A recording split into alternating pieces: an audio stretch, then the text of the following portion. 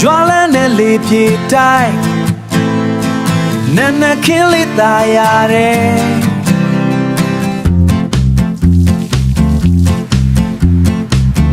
နန်းနခင်းလေးသာရတယ်မနဲ့ကောင်းကောင်းစတင်ပြီးယူသီးကလည်းလိုက်လာတယ်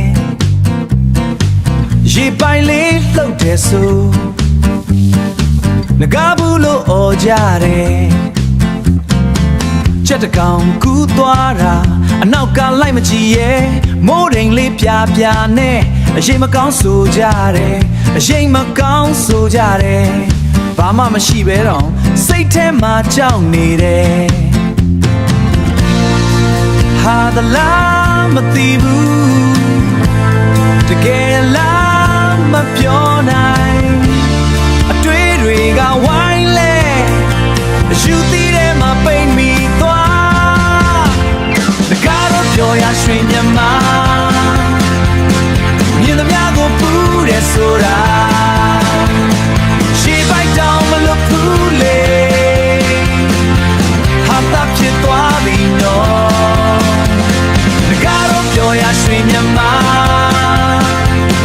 ယုံကြည်မှုတွေအရှမ်းများတကယ်လားမသိဘူးနော်ဒါပေမဲ့ရေရတယ်ဒေါ်လာကအုံးမရေလာချီရေပိုက်ကလူးလွန်နေအိုးပါလဲကြည့်လိုက်တော့မျက်လုံးကြည့်ပြီးမယုံနိုင်ရွာသားတွေလာစုကြတယောက်တစ်မျိုးပြောကြတယ်တချို့ကတော့ဗီဒီယိုရိုက်တချို့ကဆူတောင်းနေတခါတည်းဟိုက်တယ်ငကားလာပြီလို့ပြောကြအမှန်တရားကိုမကြည့်ပဲအယူသီးထဲမှာနေကြငကားတော့ပြောရရွှေမြမ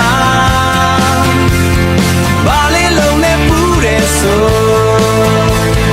မြင်တာနဲ့အော်ကြတော့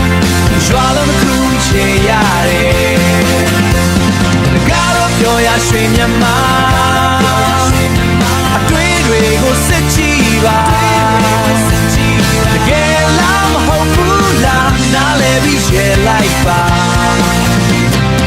ရေပိုင်လေးပြန်တိတ်သွားရွာသားတွေပြန်ပြုံးကြငကားဘူးတဲ့ story တစ်ပုဒ်ဟာသာဖြစ်ကြံခဲ့ပြီ